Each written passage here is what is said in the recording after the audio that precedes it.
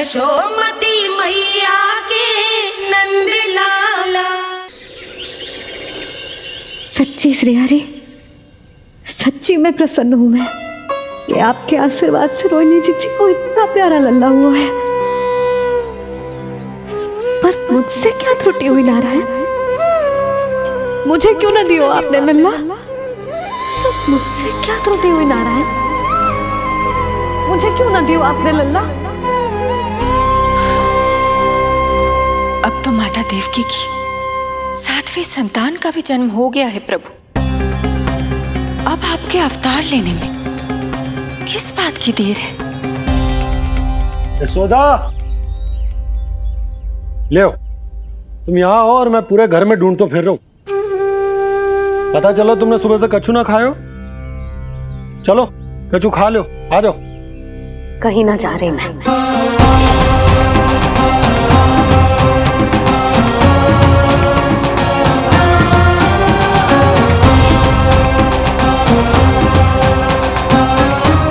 क्या हो वो? हरि को बांध के बैठी हूं। जब तक मेरे प्रश्नों के उत्तर ना देंगे, ना कहीं जाऊंगी, ना कछु खाऊंगी। कौन से प्रश्न और कैसे उत्तर? गोकुल की प्रत्येक स्त्री को ममता का वरदान दिया है आपने, तो नारायण मुझसे ऐसा कौन सा अपराध होगा कि आपने मुझे अभी तक इस सुख से वंचित रखा है?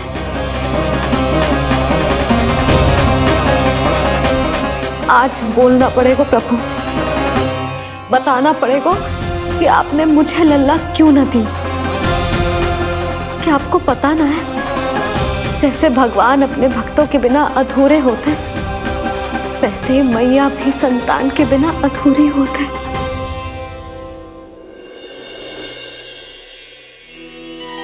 साचा सुमिरन सबसे हरि को, साचा है हरि नाम, जिनकी कृपा से बन जाते हैं सबके बिगड़े काम। साचा सुमिरन। प्रभु, मैया यशोदा उसी वेदना का अनुभव कर रही है जिसका अनुभव उन्होंने पिछले जन्म में माता धारा के रूप में किया था। आपका कथन सत्य है देवी।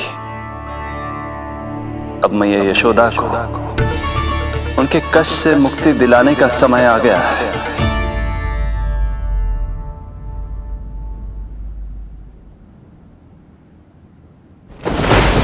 उठो पूर्णा, शीघ्र ही यशोदा के यहाँ पुत्र का जन्म होगा।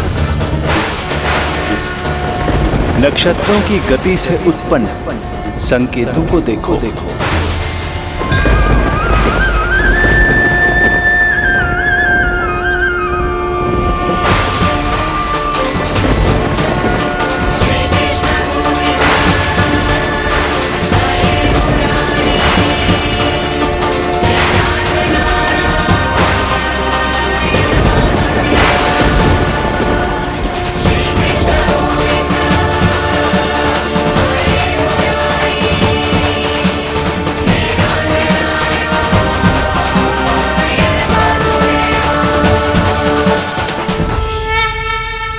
इतने विशेष कार्य के लिए इनका चुनाव। ये देवी कौन है प्रभु? ये मेरे भविष्य में होने वाले गुरु महर्षि संदीपनी की माता हैं देवी। अपने ज्ञान के कारण गोकुल वासियों की श्रद्धेय हैं। यदि मेरे आगमन की सूचना मैया यशोदा को ये देंगी तो ही मैया विश्वास करेंगी।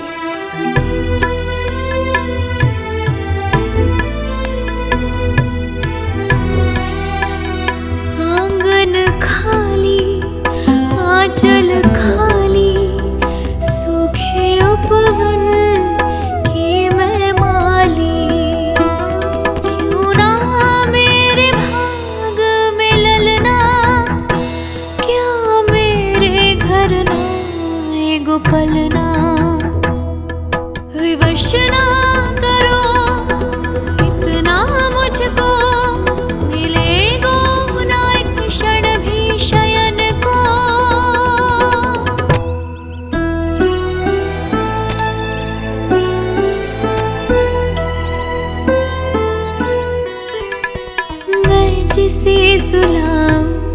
जो मुझे जगाए, प्रभु दे दो ना वरदान, साचा सुमिरन।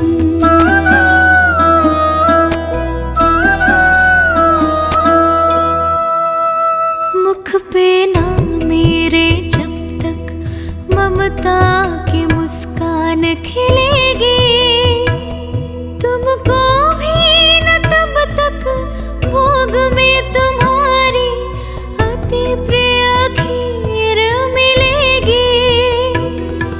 कसम प्रभु तुम्हें दे रही जसोदा, माखन भोग लगेगा तीखा, इस दुखियारी की विनती का रखोगे जो नामान, साचा सुमिरन सबसे हरि को, साचा है हरि नाम, जिनकी कृपा से बन जाते हैं सबके बिगड़े काम, साचा सुमिरन।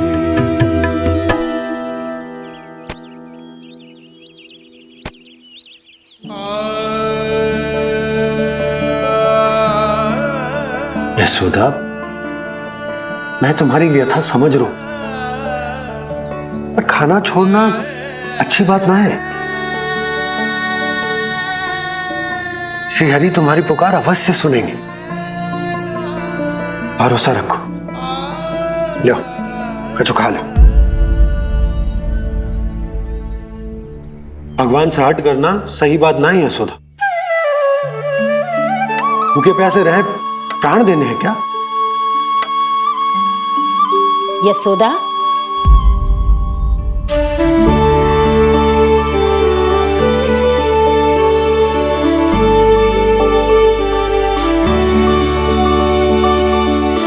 होने वाली मैया को अपने स्वास्थ्य का विशेष ध्यान रखना चाहिए।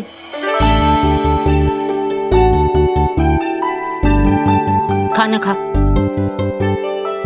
भौचक देखती मती रहे, विश्वास कर। नक्षत्रों की गति देखी है मैंने। पूर्णा मौसी, क्या सच्ची? आप सच्ची कह रही हो ना?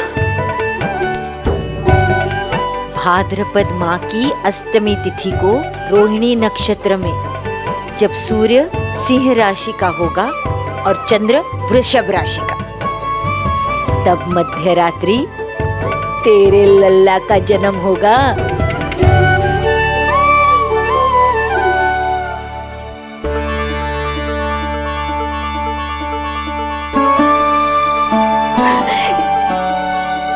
इतने वर्षों में कभी किसी ऋषि मुनि, किसी ज्ञानी ने हमें ऐसी आशा ना दी।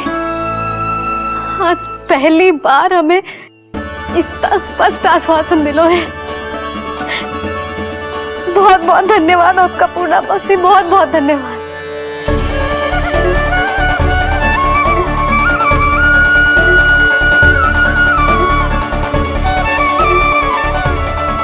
ना, मौसी को धन्यवाद ना देते लाली, मौसी से आशीर्वाद लेते हैं। ला लड्डू ला।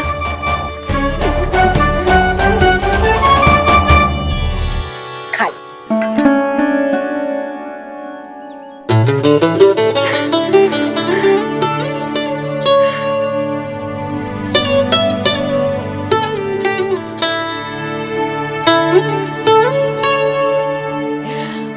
बस अब तुझे केवल उस क्षण की प्रतीक्षा करनी है। मैं मैया बनने वाली हूँ। सुना आपने? मैं मैया बनने वाली हूँ, आप बाबा बनने वाले हैं। श्री हरि ने कृपा कर दी हम पर। तुम्हारे प्रश्नों के उत्तर दे दिए नारायण ने। चलो अब शीघ्रता से भोजन कर लो। मैं जा रही हूँ रोहिणी जीजी को बताने। अरे पर भोजन पूर्णा मौसी जो कह देती है वो हो के रहता है।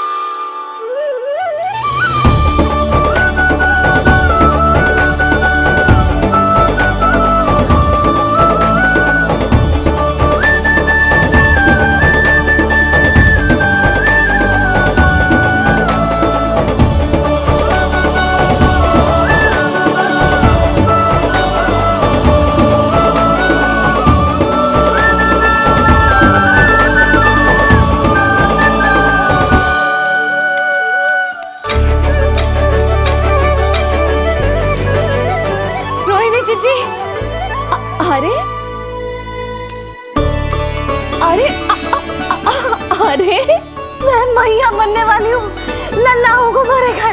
क्या? पूरी मौसी ने बताई। सच? अब अपने अंश का निर्माण करने का समय आ गया है।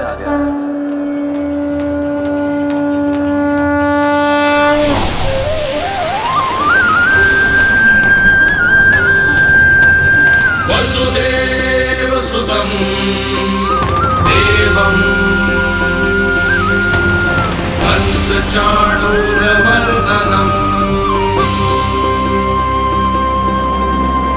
यशोदा परमानन्दम् कृष्णं वन्दे जगद्गुरुं कृष्णं वन्दे जगद्गुरुं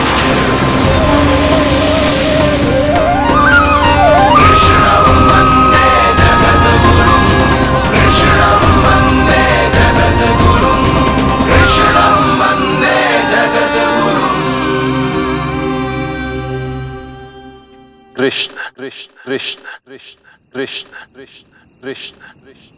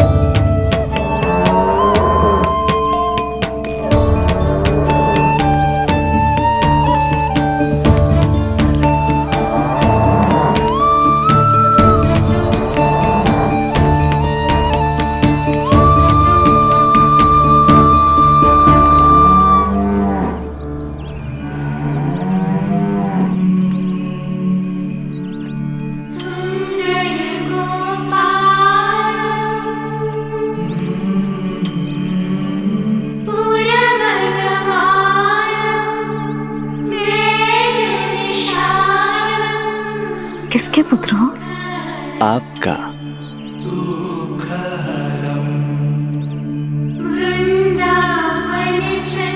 आपकी गोद में शीघ्र ही खेलने के लिए मैं आतुर हूँ मैया।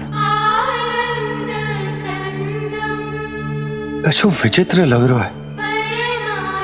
कौन हो तुम? मैं हूँ श्री विष्णु का अवतार।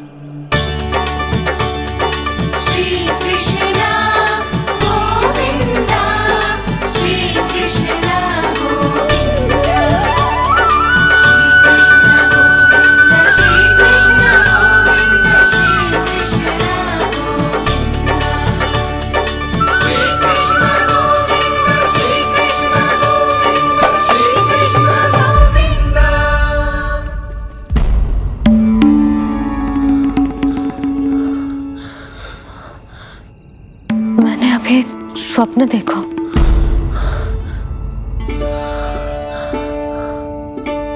क्या वो स्वप्न वन में था?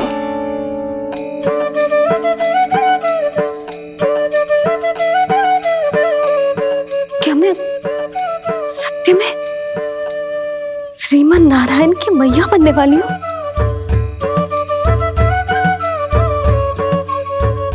यशोदा ने स्वप्न में जो देखा था, सांसारिक माया के कारण वो उस पर विश्वास करने में असमर्थ थी। मुझे भरोसा ना हो रहा है। ये तो संभव ही ना है। मैं श्रीमन नारायण की मैया कैसे बन सकती हूँ? परंतु स्वप्न इतना सच्चा, इतना वास्तविक था यशोदा।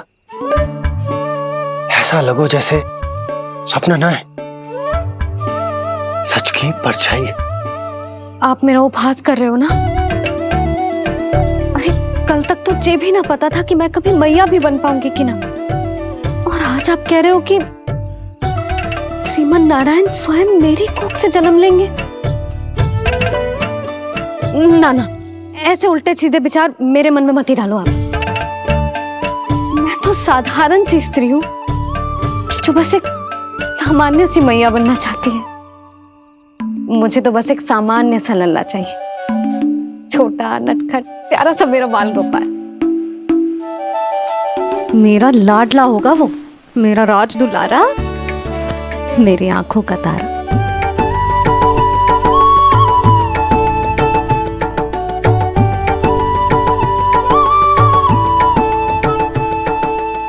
मैया यशोदा और बाबा नंद का वात्सल्य प्रेम इतना अधिक था कि उनका मन इस अद्भुत घटना पर विश्वास करने को तैयार ही नहीं था। जिस स्वप्न को सत्य समझना था उसे मिथ्या मानकर भुला दिया उन्होंने, किंतु श्रीमन नारायण को आना ही था। स्वप्न साकार करने वाले को ही तो भगवान कहते हैं।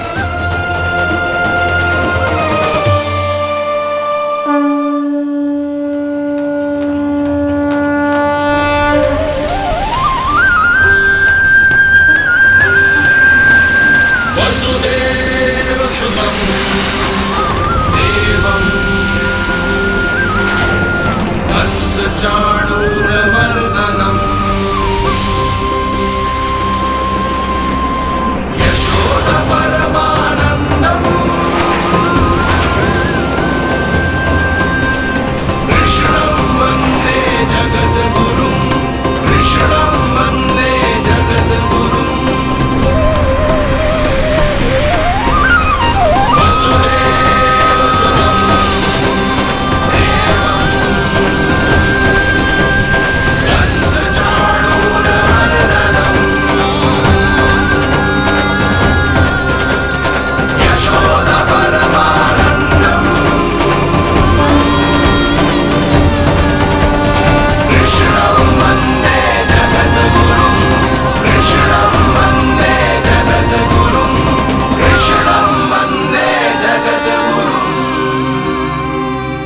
माता देवकी आपको जन्म देने वाली है, इसलिए उनके गर्भ में आपके अंश का समा जाना सर्वथा उचित ही है।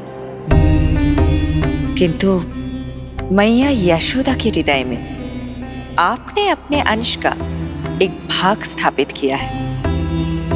इसका अवश्य ही कोई ना कोई कारण होगा। मेरे अंश के ये दोनों भाग तन और आत्मा हैं देवी। माता देवकी मेरे तन को जन्म देंगी, किंतु मेरी आत्मा का जन्म मैया यशोदा के हृदय से होगा। जब मैया प्रथम बार मुझे अपने हाथों में थामेंगी, मेरे अवतार की आत्मा और तन एक दूसरे से जा मिलेंगे और तभी मेरा अवतार पूर्ण होगा। मैं और यशोमती मैया एक दूसरे के साथ हृदय से जुड़ेंगे। इसीलिए समस्त संसार में हम दोनों की जोड़ी एक माता पुत्र की अद्भुत जोड़ी के रूप में जानी जाएगी।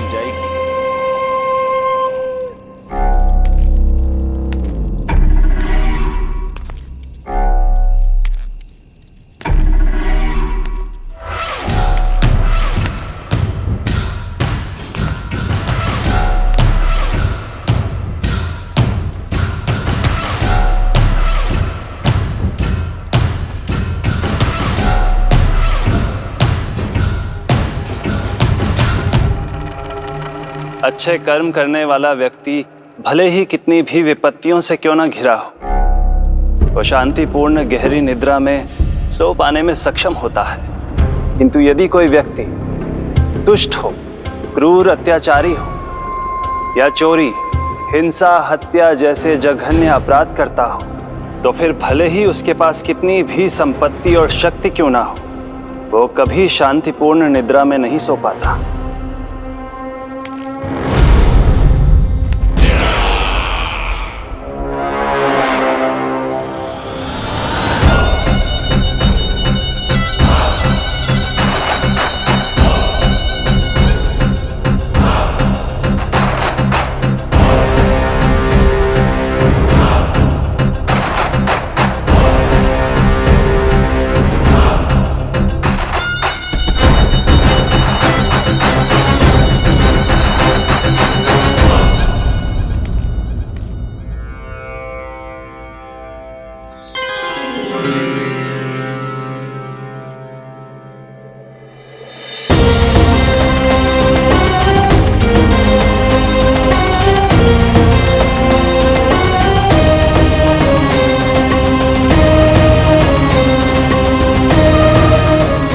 अब आप अपने अंश का निर्माण कीजिए देवी, ताकि जब मैं माता देवकी के 8वें पुत्र के रूप में अवतार लूं, तो आप भी मैया यशोदा की पुत्री के रूप में जन्म ले पाए।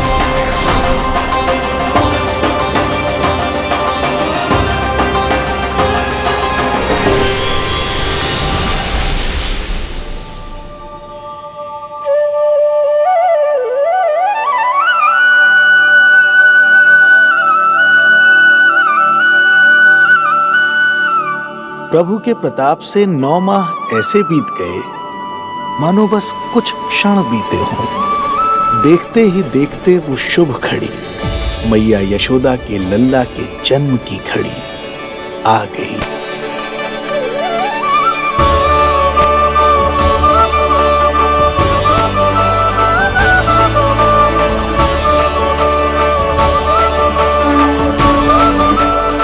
भाद्रपद माह की अष्टमी तिथि।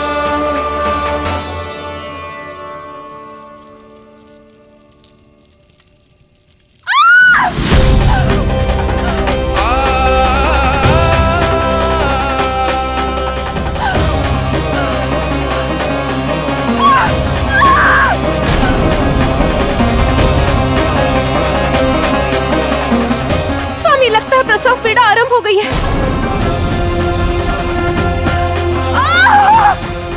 देवकी, संभालो अपने आप को, धीरज रखो। जीजी, यशोदा, दाई माँ।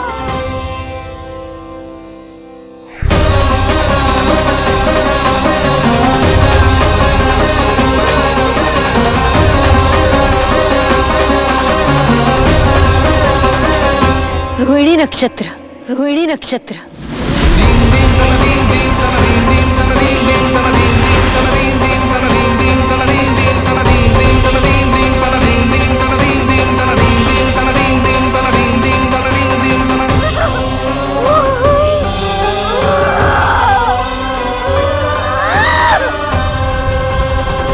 सूर्य सिंह राशि में और चंद्र वृषभ राशि में, यही तो है अधर्म के विनाश और धर्म की स्थापना का संकेत। देवकी, तुम चिंता मत करो, सब ठीक हो जाएगा। किंतु कैसे स्वामी? भैया की तलवार की धार विनाश की बिजली बनकर मेरे आंखों के सामने चमक रही है। देवकी, तुम विश्राम करो।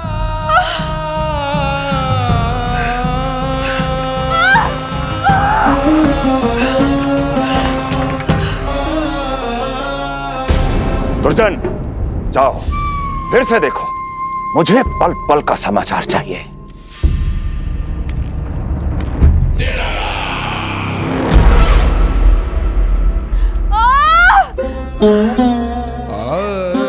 जैसे ही मेरा पुत्र मेरे सुरक्षित कोख छोड़कर इस संसार में आएगा, भैया कंस मेरी ममता को मिले इस वरदान को मुझसे छीन लेंगे।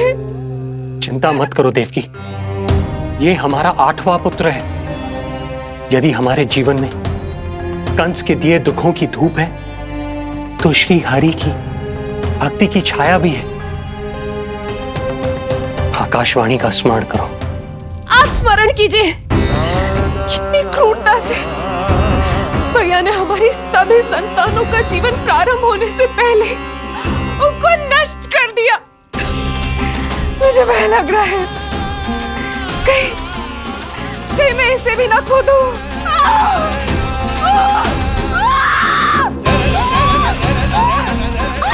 अब और प्रतीक्षा ना हो पाएगी मुझसे।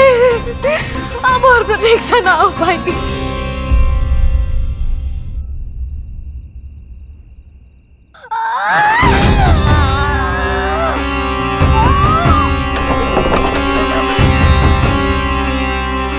हम यशोदा को खो देंगे नंद भैया, यदि संतान का जन्म शीघ्र ही नहीं हुआ तो। वो अत्यधिक पीड़ा में है। वैद्य जी ने जो प्रसव की घड़ी बताई थी वो भी कब की बीत चुकी है। भाभी, आप दाई माँ से कहियो कि मेरी पत्नी और संतान को बचाने की हर संभव चेष्टा करें। मैं यही प्रार्थना नारायण से करने मंदिर जा रहा हूं।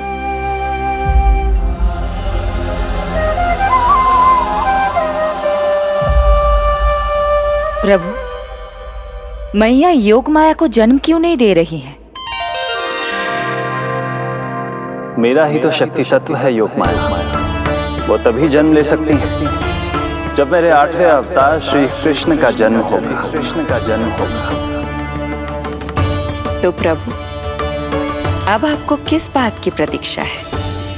जब निश्चित प्रहर का अंत होगा और शून्य काल का प्रारंभ, तभी तो होगा जयंती योग, लल्ला के जन्म का योग। बस अब कुछ ही क्षण और।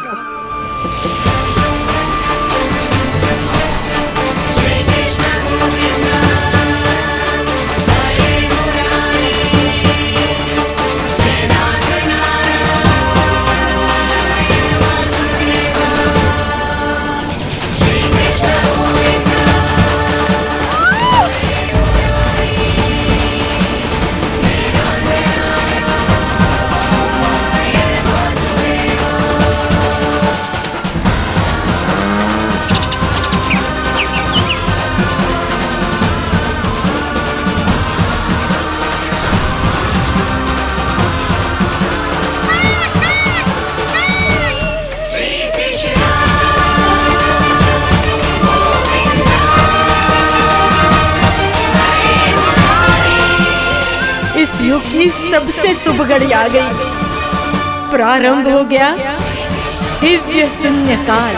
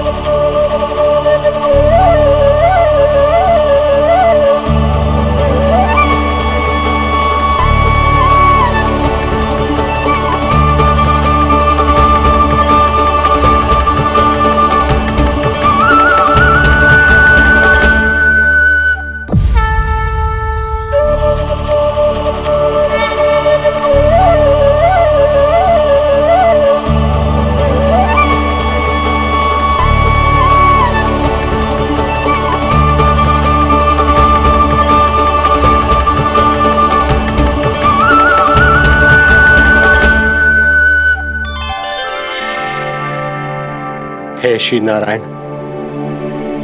हम परम सौभाग्यशाली हैं। हमारे पुत्र के रूप में आप स्वयं पधारे हैं।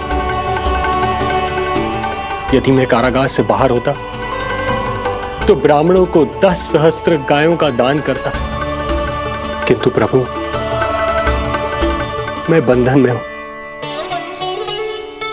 प्रभु, कंस को जैसे ही आपके आगमन का समाचार ज्ञात होगा, आपके प्राण हरने वो तुरंत अपनी नग्न तलवार लहराते हुए चला आएगा। हे दीनदयाल, आप तो भक्तों के भय का नाश करने वाले हैं, परंतु प्रत्येक क्षण मेरा भय और भी बढ़ता जा रहा है। मेरे क्रूर भाई ने निरंतर मेरी ममता की हत्या की है। तो अब और नहीं प्रभु, आप कोई ऐसी लीला दिखाई ताकि उस पापी को आपके जन्म के विषय में पता ही ना चल पाए। आपके इस अलौकिक चतुर्भुज रूप का समाचार उनके क्रोध की ज्वाला को और भड़का देगा और वो आपका वध करने के लिए सेना सहित यहां आ जाएंगे। इसीलिए हे जगदीश, आप सामान्य बालक के रूप में प्रकट हो जाइए ताकि मैं आपको छुपाने की चेष्टा कर सकूं, या मैं कंस को यह विश्वास दिलाने का प्रयास कर सकूं कि उन्हें आपसे कोई संकट नहीं। दया कीजिए भगवान।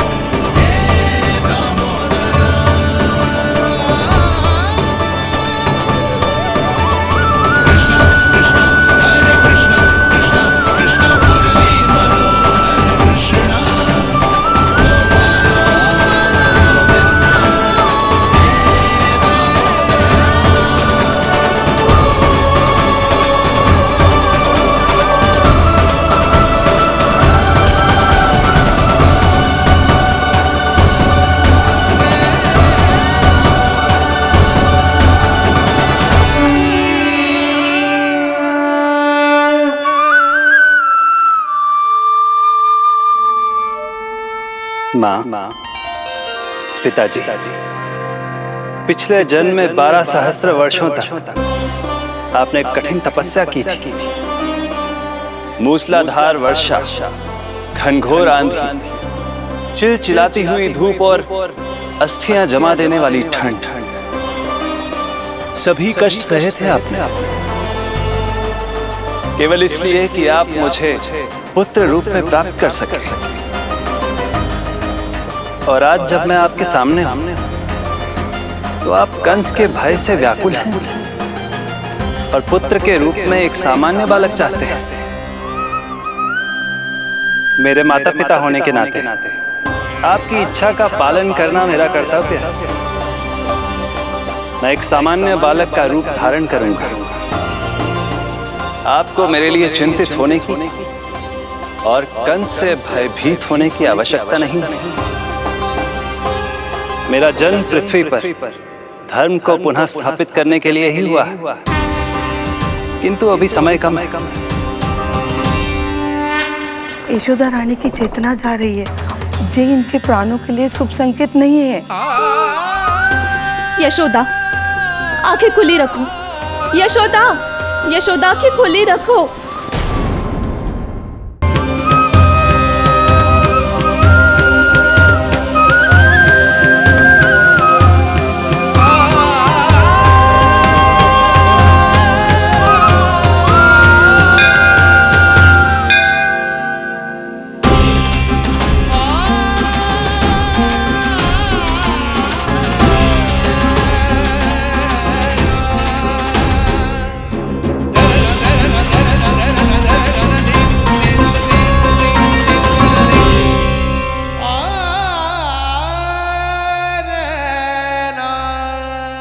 पिताजी, इससे पहले कि कंस यहाँ आए, आप मुझे लेकर यमुना पार चले जाइए। और वहां गोकुल में अपने भाई नंद के संरक्षण में मुझे छोड़कर उनके यहाँ जन्मी पुत्री को यहाँ ले आई। उसके प्राणों की चिंता मत कीजिए मां, जो हो रहा है मेरी ही लीला है। अब जाइए पिताजी, शीघ्रता कीजिए।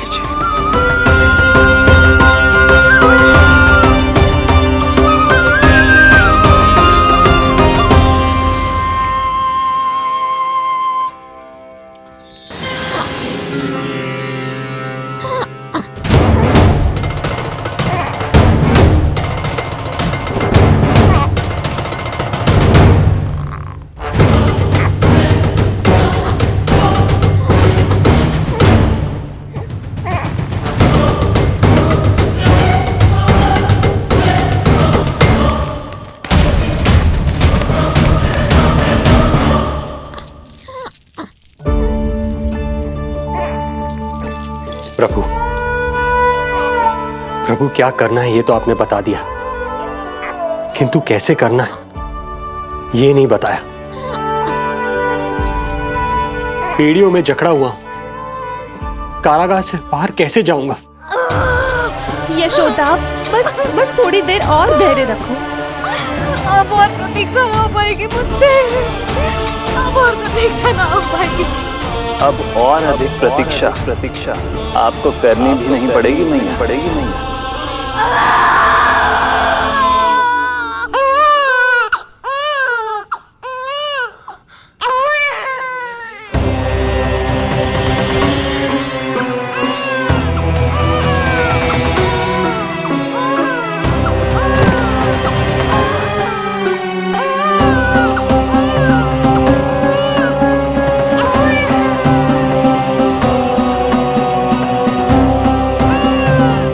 योगमाया को जन्म देते ही मैया यशोदा अचेत हो गई, किंतु अपनी सुध-बुध खोने वाली वो अकेली नहीं थी। इससे पहले कि कोई नन्ही योगमाया को दृष्टि भर कर देख पाता, संपूर्ण गोकुल उनकी किलकारियों के प्रभाव से गहरी निद्रा में सो गया। योग माया को जन्म दे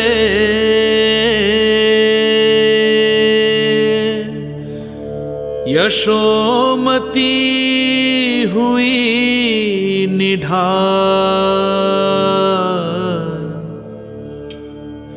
कोख जनी ना लख सकी, समय की ऐसी चाल,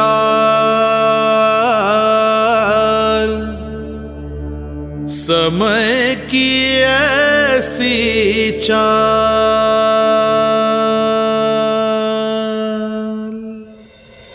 उधर मथुरा में वसुदेव अचरज में थे कि नन्हे प्रभु को बंदी गृह से बाहर कैसे निकाला जाए।